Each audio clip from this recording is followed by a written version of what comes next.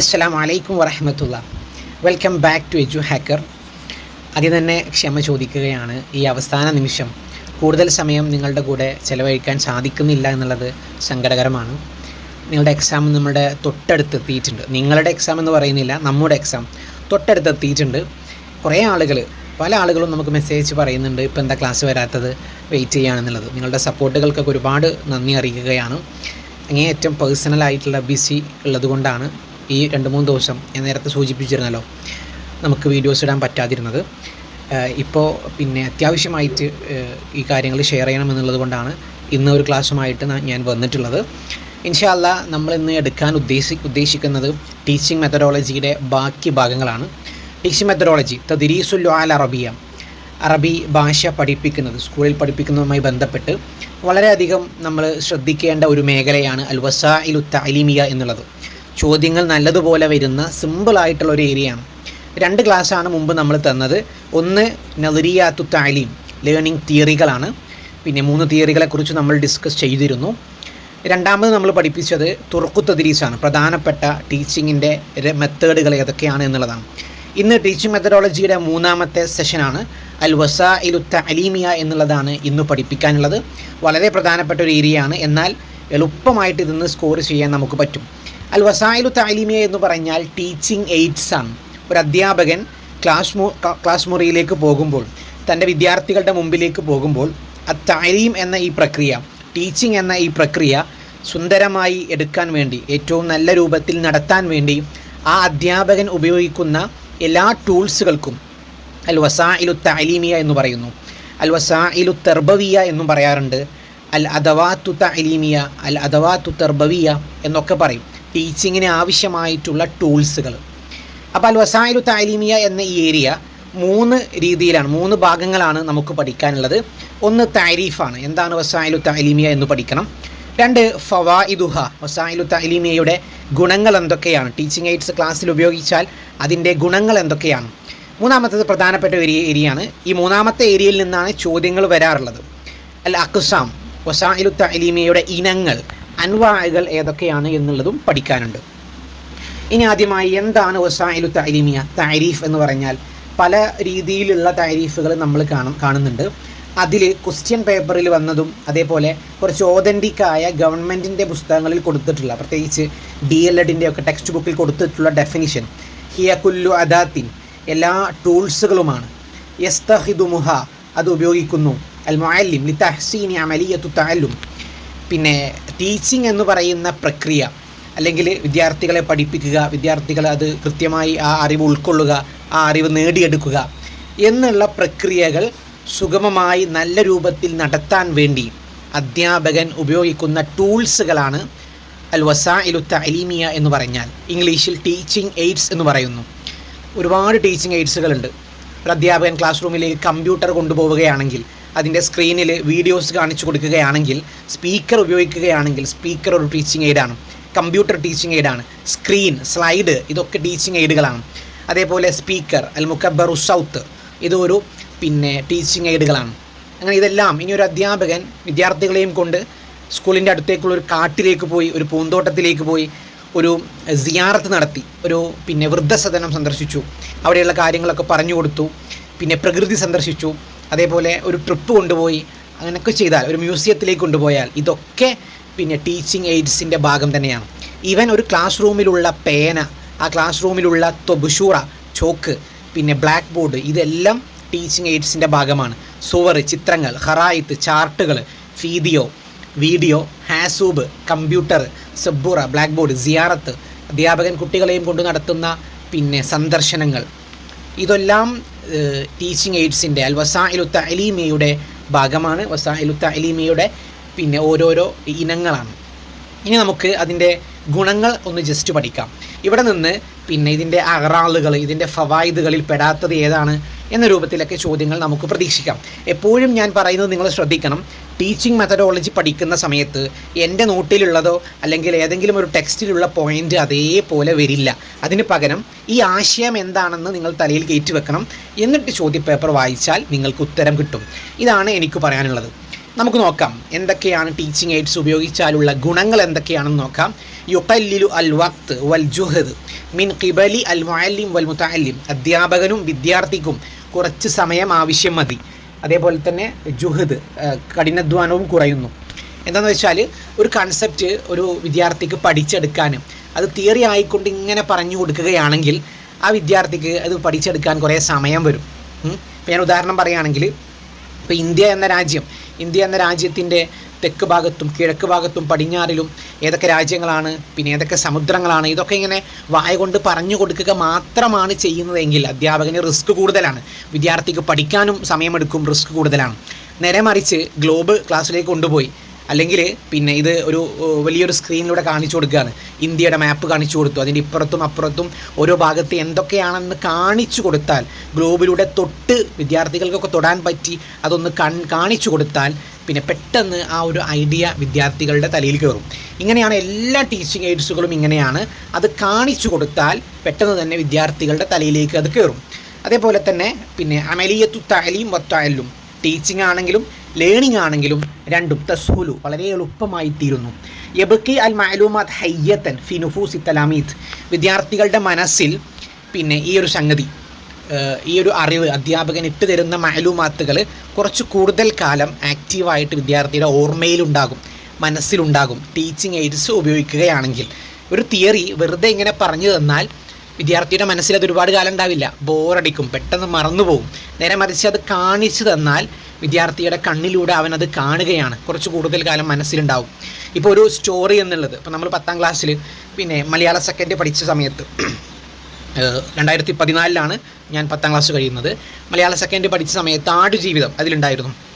ഇനി ആ സമയത്ത് ആടുജീവിതം എന്ന ഒരു സിനിമ ഉണ്ടായിരുന്നുവെങ്കിൽ, ഇൻ കേസ് ഉണ്ടായിരുന്നുവെങ്കിൽ, പിന്നെ ആ സിനിമ കാണിച്ചു തരികയാണെങ്കിൽ, പിന്നെ 2.5 മണിക്കൂറിലൊരു സിനിമ നമുക്ക് കാണിച്ചു തരികയാണെങ്കിൽ ഒരുപാട് കാലം ആ സിനിമ നമ്മളുടെ മനസ്സിലുണ്ടാവും. ആടുജീവിതത്തിൻ്റെ കൺസെപ്റ്റ് എന്താണോ അത് നമ്മളുടെ മനസ്സിലുണ്ടാവും, ആ സ്റ്റോറി നമ്മളുടെ മനസ്സിലുണ്ടാവും. നേരെ മറിച്ച് ഇത് ടെക്സ്റ്റ് ബുക്ക് ഓറിയൻറ്റഡ് ആയിട്ട് മാത്രം തിയറി മാത്രമാണ് വായിക്കുന്നതെങ്കിൽ കുഴപ്പമില്ല, നമുക്ക് അഡ്ജസ്റ്റ് ചെയ്ത് പോകാം. പക്ഷേ ടീച്ചിങ് എയ്ഡ്സിലൂടെ, സ്ക്രീനിലൂടെ ഇതൊരു സിനിമയായിക്കൊണ്ട്, ഇതൊരു വീഡിയോ ആയിക്കൊണ്ട് കാണിച്ചു തന്നാൽ അത് ഒരുപാട് കാലം നമ്മളുടെ മനസ്സിൽ ഉണ്ടായിരിക്കും. തുസീറു ഇൻതിബാഹി ദാരിസീൻ, ചെറിയ ക്ലാസ്സിലേക്കൊക്കെ പോകുമ്പോൾ ടീച്ചിങ് എയ്ഡ്സ് ഒന്നുമില്ലാതെ കയ്യും വീശിയാണ് പോകുന്നതെങ്കിൽ കുട്ടികൾക്കിടെ ശ്രദ്ധ അത്ര പിടിച്ചു പറ്റാൻ പറ്റില്ല. നേരെ മറിച്ച് കളർഫുള്ളായ ടീച്ചിങ് എയ്ഡ്സും കൊണ്ടാണ് ക്ലാസ്സിലേക്ക് പോകുന്നതെങ്കിൽ വിദ്യാർത്ഥികളുടെ ശ്രദ്ധ പിടിച്ചു പറ്റാൻ പറ്റുന്നു. യുഖല്ലിലു അൽ മലൽ വത്തഅബ്, വിദ്യാർത്ഥികളുടെ ചടപ്പും ബോറടിയും അതേപോലെ അവരുടെ ക്ഷീണവുമൊക്കെ ഇല്ലാണ്ടാവുകയാണ്. ക്ലാസ് രസകരമായിട്ട് മാറും ടീച്ചിങ് എയ്ഡ്സിലൂടെ.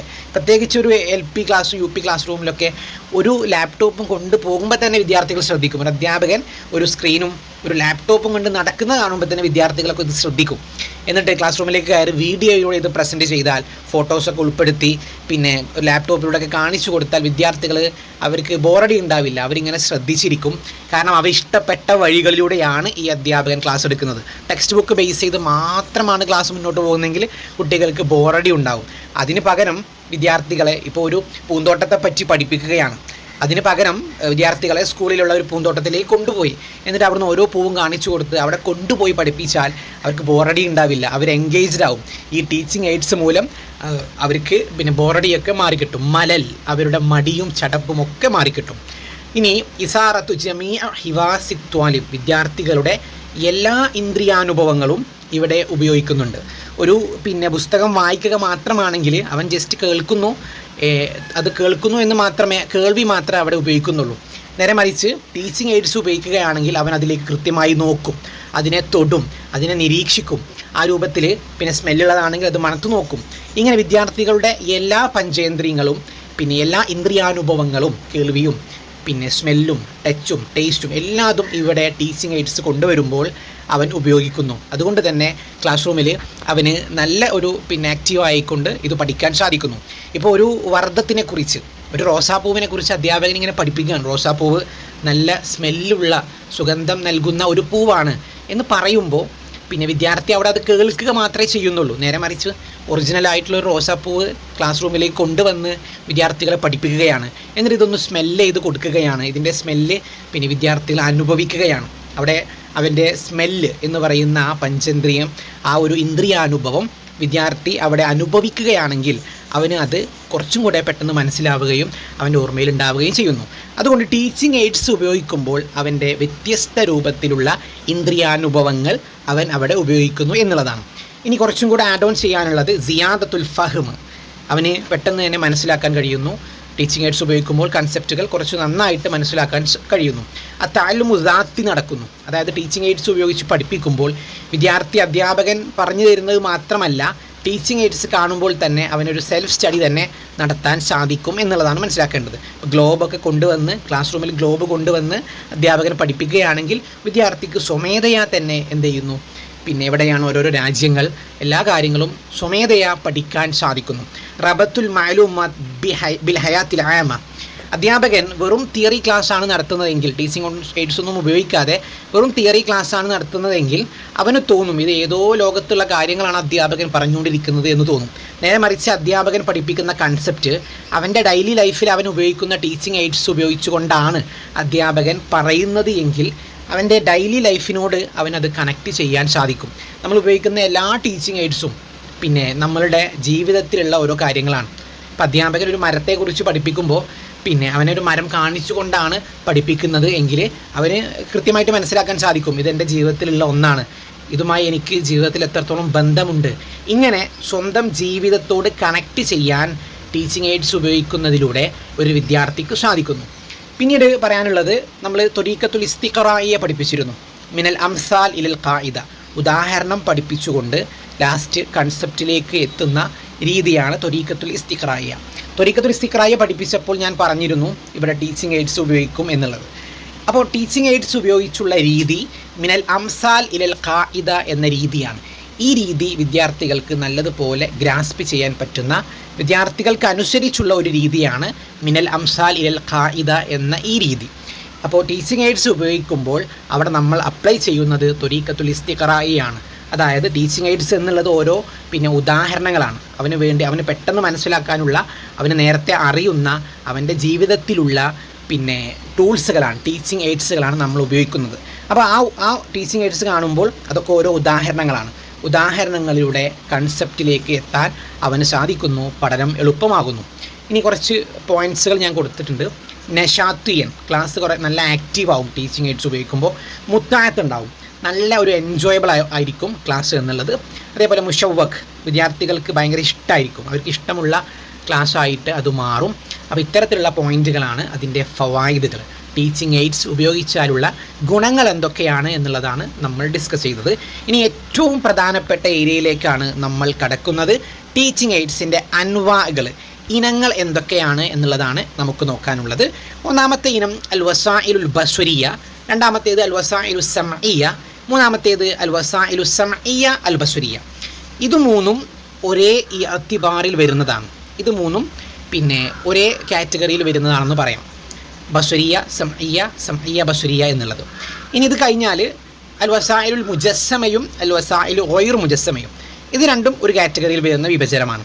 ഇത് രണ്ടിൻ്റെയും മാനദണ്ഡം ഒന്നാണ്. അത് കഴിഞ്ഞാൽ അൽ വസാഇൽ യുസ്താമിലു ഫി ദാഖിലി സൊഫ് ഫി ഖാരിജി സൊഫ്, ഇത് രണ്ടും ഒരു കാറ്റഗറിയിൽ വരുന്നതാണ്. ഇവിടെ നിങ്ങൾ ഓർക്കണം, അൽ വസാഇൽ ഗൈറു മുജസ്സമ എന്ന ഭാഗത്ത് നിന്ന് PSC ഒരിക്കലും ഒരു ചോദ്യം ചോദിച്ചിരുന്നു.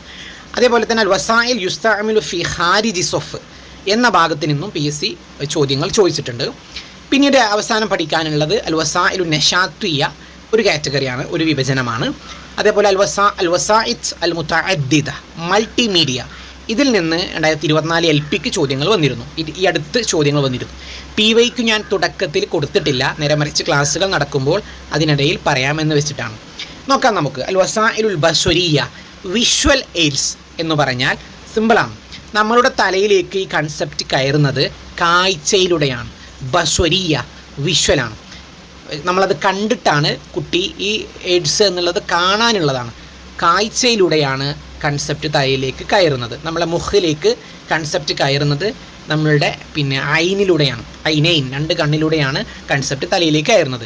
സുവർ, ചിത്രങ്ങൾ കാണിച്ചു കൊടുത്താൽ അത് കണ്ടുകൊണ്ടാണ്, വിഷ്വലാണ്, കണ്ടുകൊണ്ടാണ് ആ ചിത്രത്തിലെ കൺസെപ്റ്റ് തലയിലേക്ക് കയറുക. ബിത്തോക്കാത്ത്, കാർഡുകൾ ഉപയോഗിക്കുകയാണെങ്കിൽ.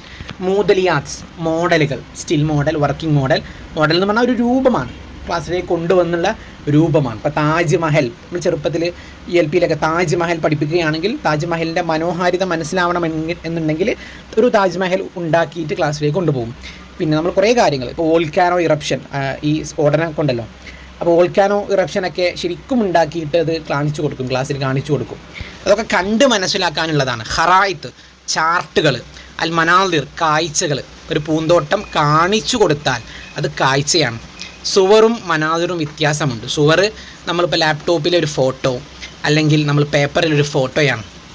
മനാദിർ എന്ന് പറഞ്ഞാൽ കാഴ്ചയാണ്. അതൊരു പൂന്തോട്ടം കാണിച്ചു കൊടുക്കുന്നു, അല്ലെങ്കിൽ ഒരു മരം കാണിച്ചു കൊടുക്കുന്നു, അതാണ് അൽ മനാദിർ. റുസൂമാത്ത്, വരച്ച ചിത്രങ്ങളാണ് റുസൂമാത്ത്. റുസൂമാത്തും സുവറും വ്യത്യാസമുണ്ട്. വരച്ച, കൈകൊണ്ട് വരച്ചതാണ് റുസൂമാത്ത്.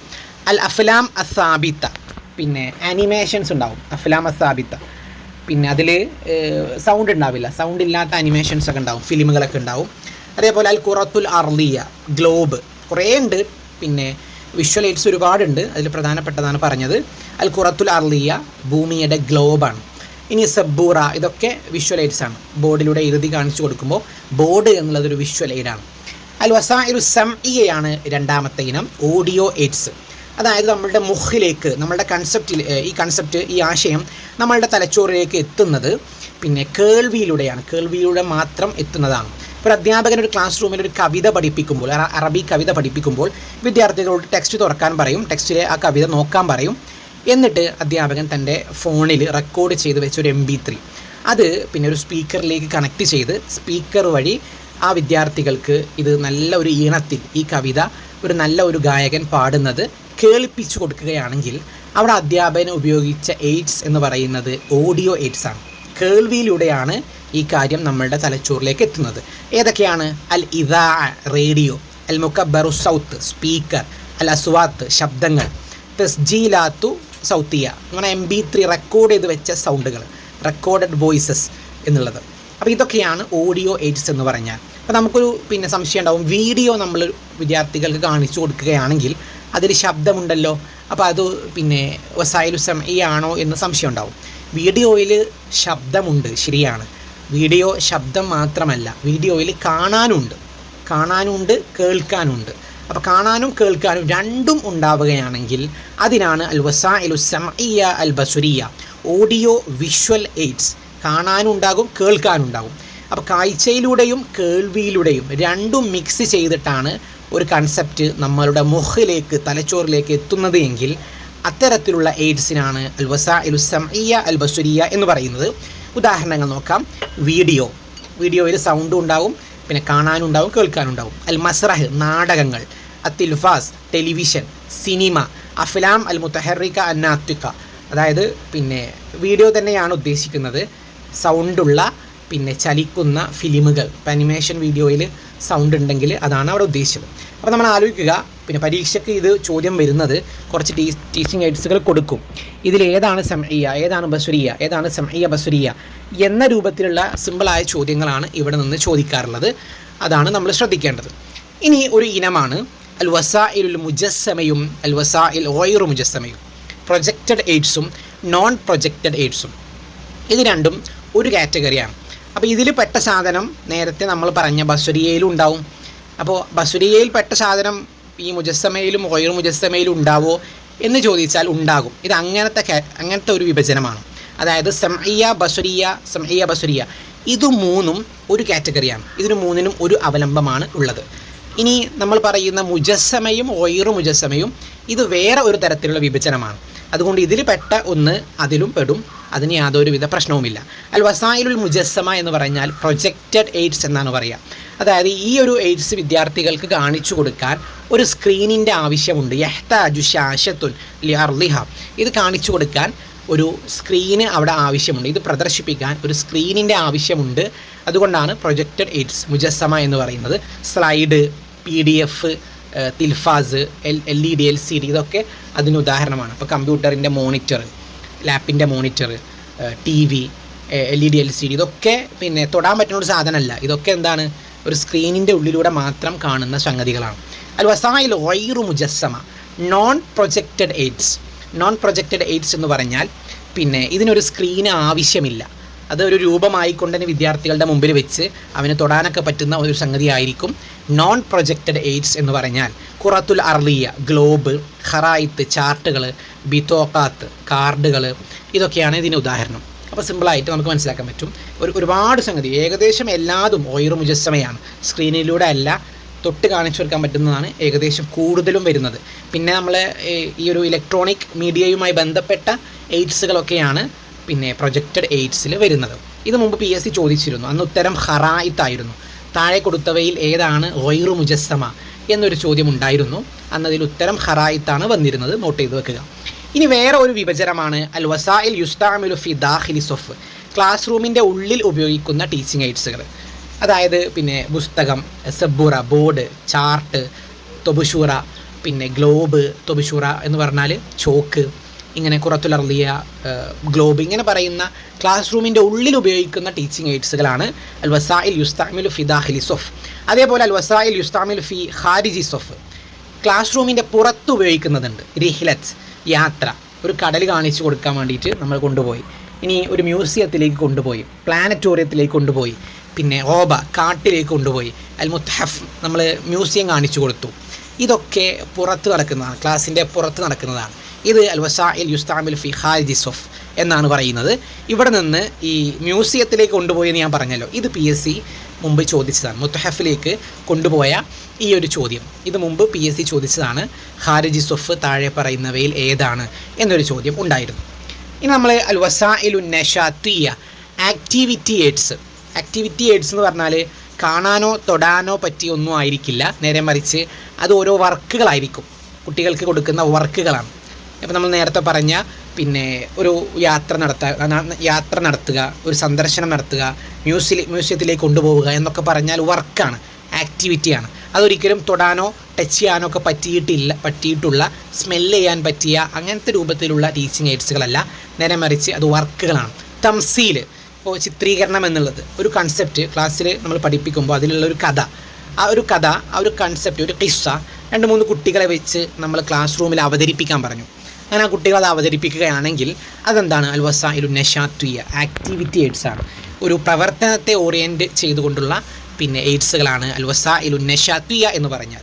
ഇനി ഏറ്റവും അവസാനമായിക്കൊണ്ട് അൽ വസായിത് അൽ മുതഅദ്ദിദ, മൾട്ടിമീഡിയ എന്താണെന്ന് നോക്കാം.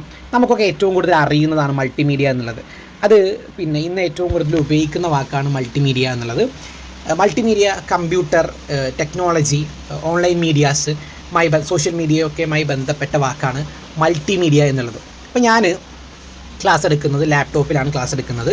അപ്പോൾ ഞാനവിടെ ലാപ്പ് ഉപയോഗിക്കുന്നുണ്ട്, PPT ഉപയോഗിക്കുന്നുണ്ട്, എൻ്റെ സൗത്ത് ഉപയോഗിക്കുന്നുണ്ട്, അങ്ങനെ വ്യത്യസ്തമായ ആപ്പുകൾ ഉപയോഗിക്കുന്നുണ്ട്. അങ്ങനെ ഞാൻ വ്യത്യസ്തമായ മാർഗങ്ങളിലൂടെ വ്യത്യസ്തമായ മീഡിയകൾ ഒരേ സമയം ഞാൻ ഉപയോഗിക്കുന്നുണ്ട്. നേരെ മറിച്ച് നമ്മൾ ബോർഡിൽ ഇങ്ങനെ എഴുതി കൊടുക്കുകയാണെങ്കിൽ അവിടെ ഞാൻ ബ്ലാക്ക് ബോർഡ് മാത്രമാണ് ഉപയോഗിക്കുന്നത്. ഇവിടെ ഒരു ഇലക്ട്രോണിക് ഉപകരണത്തിൻ്റെ സഹായത്തോടു കൂടി, അല്ലെങ്കിൽ പിന്നെ സോഷ്യൽ മീഡിയയുടെയും ഇൻ്റർനെറ്റിൻ്റെയൊക്കെ ഇലക്ട്രിക് ആയിരിക്കും, ഇലക്ട്രിക് മീഡിയകളുടെ സഹായത്തോടു കൂടി വ്യത്യസ്ത തരത്തിലുള്ള മീഡിയകൾ ഒരേ സമയം ഉപയോഗിക്കുന്നതിനാണ് മൾട്ടിമീഡിയ എന്ന് പറഞ്ഞാൽ. ഇസ്തിഅമാലു ഇദ്ദത്തു വസായിത് അൽ മുഖ്തലിഫ ബിവാസിതതി അൽ അജ്ഹീസ ഇലക്ട്രോണിയ, ഇലക്ട്രോണിക് ഉപകരണങ്ങൾ ഉപയോഗിച്ചുകൊണ്ട് അല്ലെങ്കിൽ ഇൻ്റർനെറ്റൊക്കെ ഉപയോഗിച്ചുകൊണ്ട് വ്യത്യസ്ത തരത്തിലുള്ള പിന്നെ മീഡിയകൾ ഒരേ സമയം നമ്മൾ ഉപയോഗിക്കുന്നു. ഇതിനാണ് മൾട്ടിമീഡിയ എന്ന് പറഞ്ഞാൽ. നെസ്സുൻ ഇലക്ട്രോണിയോൺ, നമ്മളെ PDF-കളൊക്കെ ഉണ്ടാവുമല്ലോ, റീഡിംഗ് എന്ന് പറയും. റീഡിംഗ് നമ്മൾ ഓൺലൈനിൽ ഒരു ടെക്സ്റ്റ് ബുക്ക് വായിക്കുകയാണെങ്കിൽ അത് നെസ്സുൻ ഇലക്ട്രോണിയാണ്.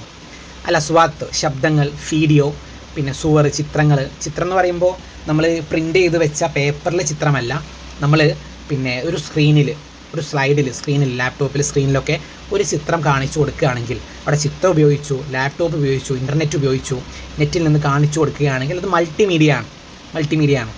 അതേപോലെ പിന്നെ സുവറുൻ മുത്തഹറിക്ക, കാർട്ടൂണുകൾ, ഹാസൂബ്, കമ്പ്യൂട്ടർ, ജവാൽ, മൊബൈൽ, ഇൻ്റർനെറ്റ്, ഇങ്ങനത്തെ ഇലക്ട്രോണിക്കുമായി ബന്ധപ്പെട്ടതെല്ലാം മൾട്ടിമീഡിയയുടെ ഭാഗമാണ്. പിന്നെ ഈ അടുത്ത പരീക്ഷയ്ക്ക് ചോദിച്ചിരുന്നു, അന്ന് ഉത്തരം എന്താണ് വന്നത് എനിക്ക് ഓർമ്മയില്ല. അതിലുണ്ടായിരുന്നതൊക്കെ പിന്നെ ഈ ഓൺലൈനുമായി ബന്ധപ്പെട്ട അല്ലെങ്കിൽ ഈ ഒരു പിന്നെ ഇലക്ട്രിക് ഉപകരണത്തിലൂടെ കാണിച്ചു കൊടുക്കുന്നതാണ് അതിലുണ്ടായിരുന്ന എല്ലാ ഉദാഹരണങ്ങളും. ഒന്ന് മാത്രമാണ് പിന്നെ അതല്ലാത്തത്. എനിക്ക് തോന്നുന്നു തൊബുഷൂർ അങ്ങനെ എന്താ തോന്നുന്നതിൻ്റെ ഉത്തരം വന്നിരുന്നത് 2024 LPക്ക് ചോദിച്ച ചോദ്യം.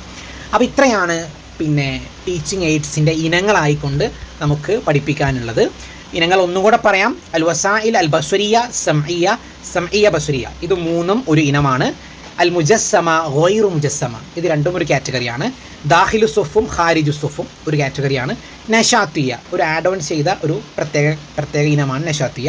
അവസാനമായിക്കൊണ്ട് അൽ വസായിത്ത് അൽ മുതഅദ്ദിദ, നമ്മളുടെ ഓൺലൈൻ ഇലക്ട്രോണിക്കൊക്കെയുമായി ബന്ധപ്പെട്ടതാണ് മൾട്ടിമീഡിയ എന്നുള്ളത്.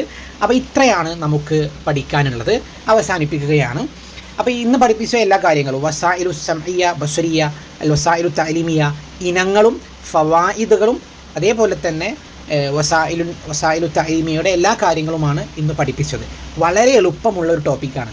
നമ്മളുടെ പിന്നെ ടീച്ചിങ് മെത്തഡോളജി എന്ന ഒരു സബ്ജക്റ്റിൽ തന്നെ ഏറ്റവും എളുപ്പമുള്ള, വളരെ എളുപ്പത്തിൽ മനസ്സിലാക്കാനും എളുപ്പത്തിൽ സ്കോർ ചെയ്യാനും പറ്റുന്ന ഒരു ഏരിയയാണ് അൽ വസായിലു തഅലീമിയ എന്നുള്ളത്. നിങ്ങൾക്ക് എല്ലാവർക്കും മനസ്സിലായി എന്ന് വിചാരിക്കുന്നു. ഇതിൽ ഇനങ്ങളിൽ നിന്നാണ് ചോദ്യങ്ങൾ സാധാരണ വരാറുള്ളത്. അപ്പോൾ അതിൻ്റെ താരീഫ്, അതിൻ്റെ ഫവായിദ്, അതിൻ്റെ ഇനങ്ങൾ ഇത് കൃത്യമായി മനസ്സിലാക്കി വെക്കുക. ഞാൻ എൻ്റെ വീട്ടിലല്ല ഉള്ളത്. എൻ്റെ വീട്ടിലാകുമ്പോൾ എൻ്റെ കയ്യിൽ സ്വന്തം ലാപ്ടോപ്പ് ഉണ്ടാവും, എല്ലാ കാര്യങ്ങളും സ്വന്തമായിട്ടുണ്ടാവും. അതുകൊണ്ട് എളുപ്പത്തിൽ ക്ലാസ് എടുക്കാൻ വേണ്ടി സാധിക്കും. ഇന്ന് ഒരു 5 മണി 6 മണിയൊക്കെ ആകുമ്പോഴത്തേന് ഇൻഷാ അല്ലാഹ് വീട്ടിലെത്തും. ഇതുവരെ ഒരു 3-4 ദിവസമായിട്ട് യാത്രകളാണ്, പിന്നെ കല്യാണങ്ങളാണ്. പിന്നെ ഒരുപാട് കല്യാണങ്ങളായിരുന്നു. ഇപ്പോൾ ഞാൻ ഒരു കല്യാണത്തിൻ്റെ ഭാഗമായിട്ട് വേറൊരു സ്ഥലത്താണ്, എൻ്റെ ജില്ലയിൽ കൂടിയല്ല. അപ്പോൾ അതുകൊണ്ട് എനിക്ക് ഒട്ടും എൻ്റെ സംഗതികൾ, നോട്ടുകളോ ലാപ്പോ ഒന്നും കയ്യിലില്ല, കൊണ്ടു നടക്കാനും പ്രയാസമാണ്. അതുകൊണ്ടാണ് എനിക്ക് ഈ അവസാന നിമിഷത്തിൽ ക്ലാസ് എടുക്കാൻ കഴിയാത്തത്. അതേപോലെ ഞാൻ പറഞ്ഞിരുന്നല്ലോ, നമുക്ക് ഇത് ടൈപ്പ് ചെയ്തിരുന്ന കുറച്ച് ആളുകളൊന്നും നമ്മുടെ കൂടെ ഇല്ല. എനിക്ക് നിങ്ങളോട് അങ്ങേയറ്റം ക്ഷമ ചോദിക്കാനുള്ള ഒരു സംഗതി, വേറൊരു സംഗതി ഉള്ളത്, പിന്നെ ഞാൻ ആദ്യമായിട്ടാണ് പിന്നെ യൂട്യൂബ് ചാനൽ തുടങ്ങുന്നത്. അതേപോലെ ഞാൻ മുമ്പ് എൻ്റെ യൂട്യൂബിൽ കുറേ ക്ലാസ്സുകൾ എൻ്റേതുണ്ട്, മറ്റുള്ള അക്കാഡമികളിൽ നമ്മളെടുത്ത ക്ലാസ്സുകളൊക്കെ പിന്നെ ഉണ്ട്. എന്നിരുന്നാലും ആദ്യമായിട്ടാണ് ഇങ്ങനെ ഒരു സ്റ്റെപ്പ് നടത്തുന്നത്. എൻ്റെ എല്ലാ നോട്ടുകളും ഫ്രീ ആയിട്ട് എല്ലാവർക്കും നൽകണം എന്ന് വിചാരിച്ച് ഇങ്ങനെ യൂട്യൂബ് ചാനൽ തുടങ്ങിയത്. അപ്പോൾ ഇതിൽ ഒരുപാട് മിസ്റ്റേക്കുകൾ വന്നു പോകുന്നുണ്ട്. ആ മിസ്റ്റേക്കുകൾ നല്ലവരായ നമ്മളുടെ വ്യൂവേഴ്സ്, ഇത് കാണുന്ന ആളുകൾ നല്ല ഉദ്ദേശത്തോടു കൂടി അൽഹംദുലില്ലാ ജസാക്കുമുള്ള വാട്സപ്പിലൂടെയും കമൻറ്റിലൂടെയും നമുക്ക് അറിയിച്ചു തരുന്നുണ്ട്. അപ്പോൾ കാണുന്നതൊക്കെ ഞാൻ എന്ത് ചെയ്യുന്നുണ്ട്, എൻ്റെ വീഡിയോയുടെ പിന്നെ താഴെ കമൻ്റ് ആയിക്കൊണ്ട് ഞാൻ തിരുത്തുന്നുണ്ട്, അതിന് ഞാൻ പിൻ ചെയ്ത് വെക്കുന്നുണ്ട്. അപ്പോൾ ദയവ് ചെയ്ത് നിങ്ങളത് നിങ്ങളുടെ നോട്ടിൽ തിരുത്തണം. അത് അറിയാണ്ട് വന്നു പോകുന്നതാണ്. പിന്നെ എൻ്റെ കുറേ PPTകൾ ടൈപ്പ് ചെയ്തത് ഞാനല്ല, ഞാൻ നോട്ട് കൊടുക്കും. അറബി നന്നായിട്ട് ടൈപ്പ് ചെയ്യാൻ പറ്റുന്ന കുറച്ച് ആളുകൾ നമുക്ക് ടൈപ്പ് ചെയ്ത് തരാറുണ്ട്. അതുകൊണ്ട് തന്നെ സത്യം പറഞ്ഞാൽ നമ്മളെ വീഡിയോ വൈകുന്നതും, ഇപ്പോൾ ടൈപ്പ് ചെയ്ത് തരാൻ ആളില്ല, അവർ നമ്മളെ കൂടെ ഇല്ല, പിന്നെ കുറച്ച് തിരക്കുകളിലാണ്. അപ്പോൾ കുറേ മിസ്റ്റേക്കുകൾ വന്നുപോയി. ഞാൻ ടൈപ്പ് ചെയ്ത് കിട്ടുന്ന നമ്മളുടെ PPTകൾ ഇത് ഞാൻ പിന്നെ ഒരു തവണ പോലും വായിച്ചു നോക്കാറില്ല. ഞാൻ ക്ലാസ് എടുക്കുമ്പോഴാണ്, വോയിസ് ഓവർ നൽകുമ്പോഴാണ് ഇത് വായിച്ച് നോക്കുന്നത്. അപ്പോൾ നമുക്ക് കാണുന്ന സമയത്ത് മിസ്റ്റേക്കുകൾ കാണുമ്പോൾ നമ്മളൊന്ന് പിന്നെ നമുക്ക് ഇടങ്ങേറ് വരുന്നുണ്ട്, പ്രയാസം വരുന്നുണ്ട്. പരമാവധി ഞാനത് വോയിസിൽ തിരുത്താറുണ്ട്, ചിലത് ഞാൻ തന്നെ വിട്ടു പോകാറുണ്ട്. അപ്പോൾ അതുകൊണ്ട് കുറേ മിസ്റ്റേക്കുകൾ വരുന്നുണ്ട്.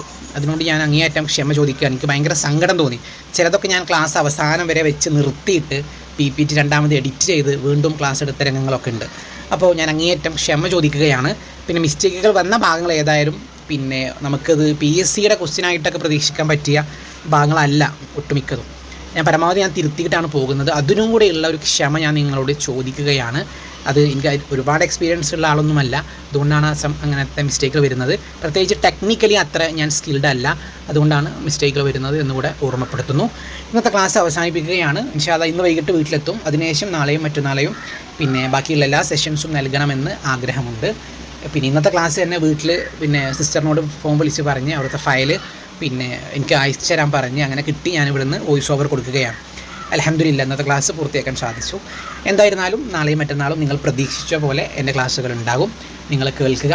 ഇൻഷാ അല്ലാഹ് അവസാനിപ്പിക്കുന്നു. നിങ്ങളുടെ ദുആയിൽ ഉൾപ്പെടുത്തുക. നമ്മളുടെ തെറ്റുകൾ നമുക്ക് പിന്നെ നിങ്ങളുടെ നല്ല മനസ്സുകൊണ്ട് നിങ്ങളത് കാണിച്ചു തരണം. മിണ്ടാതിരിക്കരുത്, നിർബന്ധമായും നിങ്ങൾ കാണിച്ചു തരണം.